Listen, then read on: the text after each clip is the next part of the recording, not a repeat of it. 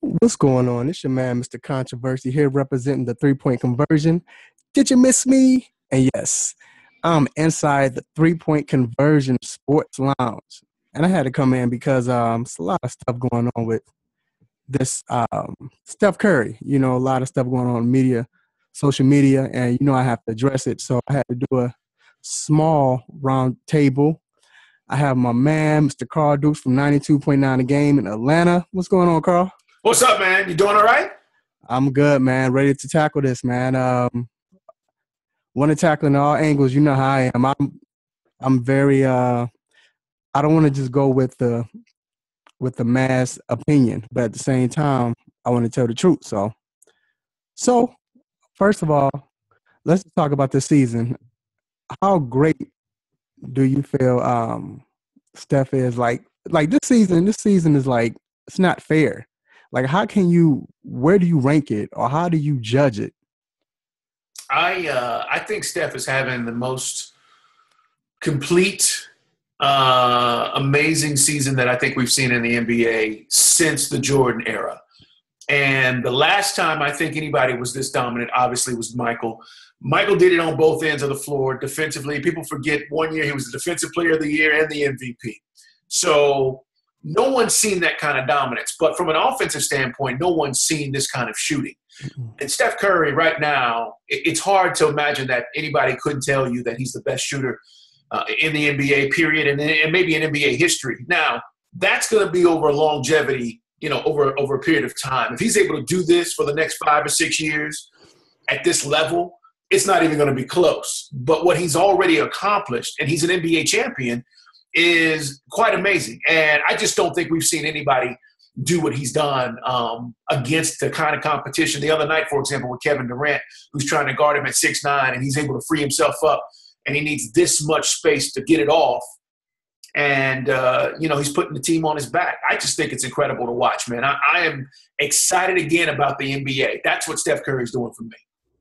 Yeah, I agree with you. It's like, when he came out of Davidson, and I was a big fan of his when he was in Davidson, but when he came out, I knew he was going to be good, even great. I had that feeling. I mean, just the way he played in college. But it's like $50 million. I know $50 million will help my life. It will be great for me. I know that. But when it's there in front of me, it's hard to believe. And that's what's going on with Steph. It's just his confidence right now. Have we ever seen anyone in the NBA, in NBA history, with the confidence that he has? I think we've seen, guys like Bird, and there have been some great shooters now. I mean, I don't want to discount anybody that's come along before him. Right. But I will say that he has an air about him that allows him to be able to pull up and shoot anywhere on the court. And guys believe that he's going to hit the shot. I mean, the shot he took the other night to win the game, most guys would be screaming, "What are you doing?" And his teammates were like, "Shoot it." Right. Shoot it. Because they've seen him do that. They've seen him do it in practice. They've seen him do it in pickup games and whatnot. And so I just think that's what's going on with him. And confidence, man, it's amazing how this thing works. It just builds. And all of a sudden now you've got guys doing things on your team that they didn't think they could do or they weren't capable of because of what you're doing. And I think that's what's happening with Steph right now with his team. Okay, so let's get to it. Oscar Robertson came out last week, and he's jealous. He's jealous. He talked about how it's because they don't play perimeter defense, and that's why he's able to get the shot out. And he even stated that I'm not saying that Curry's not good, but this is what I'm saying. And I want to note that Oscar Robertson has a history of doing this. He's very critical. Well, not even critical. It's like every time a young point guard comes out and does well, he has something to say. But I want your opinion first. Man. I think Oscar, Big O is one of the best of all time, period. But here's the deal. If you would allow me to hand check and use my forearm, which you used to be able to do in defending players in the 80s and the 90s, or even in the 70s, where you had lots of fights going on in the NBA because it was so physical. And people forget that. The NBA at one point, there was a fight almost every night. And they said, they finally realized, you know what, this is not helping grow our audience. We're not growing our game. And so the rules started to change to try to enhance the game.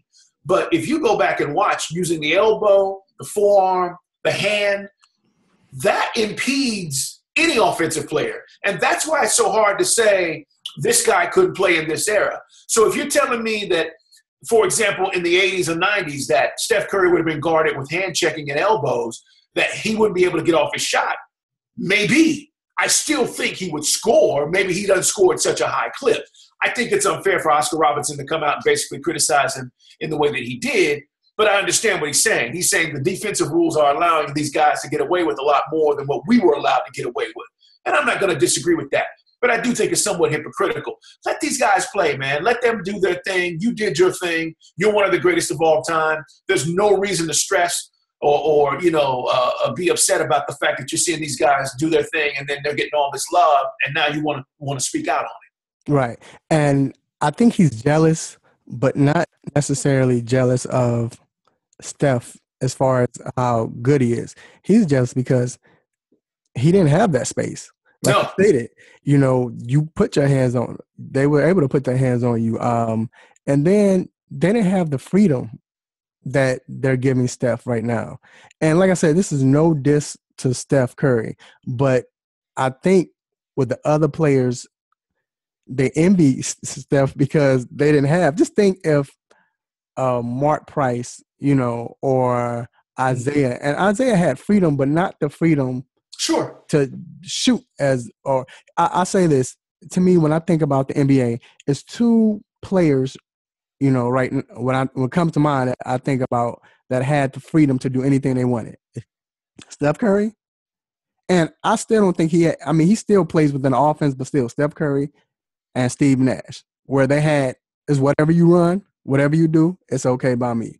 Well, it's a great comparison. No, and I'll tell you why. Here's the deal, and this is why Nash doesn't get the credit. People say the MVPs he won, he shouldn't have won.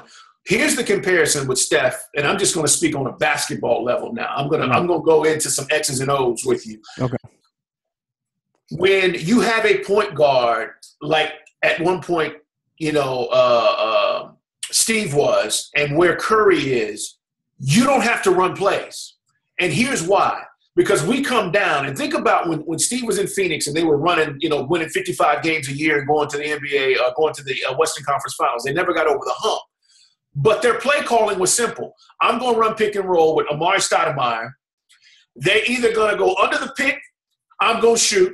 They're either going to come over the top, I'm going to give him a bounce pass and he's dunking it to the basket. Or I'm going to give him a bounce pass or hit somebody and he's going to hit the opposite corner because they're coming to me. Right. Steph is the same guy. You don't have to run a whole bunch of plays. All you're doing is running options off of what he does well. Right. And because of that, it gives you the offensive freedom to do whatever you want to do. He comes down, you're not going to guard me, I'm pulling up. I come down, you double team me, I'm hitting the open guy. I come down, pick and pop, pick and roll. Your choice. Because of his ball handling skills, which is what Steve Nash had, and it's what Steph Curry has. Exactly. And what kills me about the defense today is the fact that why are you going under the pick? Like, why do you continuously go under the pick? Like, and that's what I understand what Isaiah was talking about. Isaiah said something the other night, and excuse my mic, you all, but Isaiah said, why? It's like they don't know how to play perimeter defense. Now, I know that last shot, you don't expect anybody to shoot from 32 feet out with confidence and hit the three. But if this guy has made 11 threes, when he gets the ball, why don't you pick him up at half court? Get the ball out of his hands. Right. Don't let him shoot from the other side of the court. Right. And I think that's why the players, most players envy Steph. And like I said, it's not necessarily to disrespect Steph and they're against Steph. But I think it's more of they didn't have that freedom and luxury. No, they didn't. I totally agree with you on that. And, this wide open, up and down, fun style of play, it's been in places. Loyola Marymount, we saw with the Showtime Lakers. Right. But it's had its spots, hit and miss. But just from a player standpoint of being able to say, do whatever you want, I think that stems from the ability of him being able to handle the ball and basically read what the defense is doing. And that's why I've said this. The reason why he's the best player in the league is not because he's the biggest, the most athletic. That's LeBron. He's unguardable. Yep. Because if you don't guard him on the perimeter, this is where LeBron lacks. You can do that to LeBron. He's not going to be as accurate as Steph Curry. But you can't do that to Steph. And then he has the ability to split the double team, hit the open man, or even go to the basket, and he's crafty around the basket, even at his size. Right. So he's able to still get shots off and get contact and get fouled. That stuff makes him the best player in the league. Because it's pick your poison. Like you said, what can you allow him to do? That's nothing. For me, I would rather allow him to go to the hole because maybe we have a chance to block the shot, but he's going to make the right decision. So he's so unguardable. But then again, if this is like, I guess I'm old school. So if I know I can't stop him on the offensive end, so what do I do on the defensive end? Who's ever guarding him? Not even just go at him. Run screens, run around, hit him, screen, make him get tired. You know what I'm saying? But that's another thing. And I said this the other night. Steph doesn't get tired. No, he doesn't. The great ones don't. And I mean this. Mike didn't get tired. Mike can play 40 minutes tonight, come back the next night, play 40 minutes and give you 35 and 8, 40 and 7. Right. They don't get tired. And there's something to be said about that. Right. Yeah. Now, I want to tackle the other situation or other comment. So Phil Jackson came out on Twitter and stated that Steph Curry reminds him of Mahmoud Abdul-Rauf, formerly known as Chris Jackson. Your comments on that, sir. How do you feel about that? I don't know if it's a knock. I mean, Chris Jackson, Mahmoud could score now. I mean, he was a legit pull up from anywhere, had monster range like Steph. People forget he didn't have the flair. I guess in college, maybe in his early days he did when he got to the NBA. But because he had the handles too. But I think that's not a knock. I just think that Phil Jackson's like, who's this guy remind me of? Right.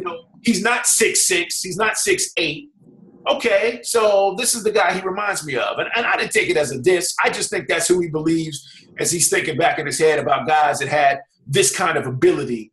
That's who he looks at. And I think people are not understanding what Phil is saying because people are looking at, like you said, oh, well, Chris Jackson, I'm sorry, Mahmoud Abdul-Rauf, he only scored this amount. He wasn't explosive. He didn't have as many games where he scored over 50. But again, that goes back to the era. It was a different era. Back then, Carl, if you came out and attempted 8 threes, you were probably going to be sitting down on the bench because you didn't do that. It was an inside-out game. Right. Right. So just imagine if in college, he played with Shaq. And he still, and his freshman year, he still scored. What, he averaged 30 a game? Remember he had a 50-point game his freshman year. I mean, so that you're right. And they had Stanley Roberts, I think, and Shaq on that same team, if I remember correctly. Yeah, they did. Or maybe they overlapped. But the point is that, yes, it was inside out. I mean, he was not the focal point. Chris could play, but they weren't going to give him, 25 shots a night. No, you're right. But when you think about quickness, being able to handle the ball, being able to shoot, he used to kill me with that fake where he'd dribble, he'd stop and put the ball up, and players would go jump, and he'd just look at him, and then he'd shoot. Come on, man. I think if he played in that era, or if he played in this era, and I don't want to compare eras, but I'm just saying if he had the freedom, I think he would be doing some of the same thing. I don't know if he would be scoring or hitting shots from 40 feet out, but this guy could score. Yeah. And he scored with jump shots, just like Steph. But you know who Steph actually reminds me of? Remind me of game?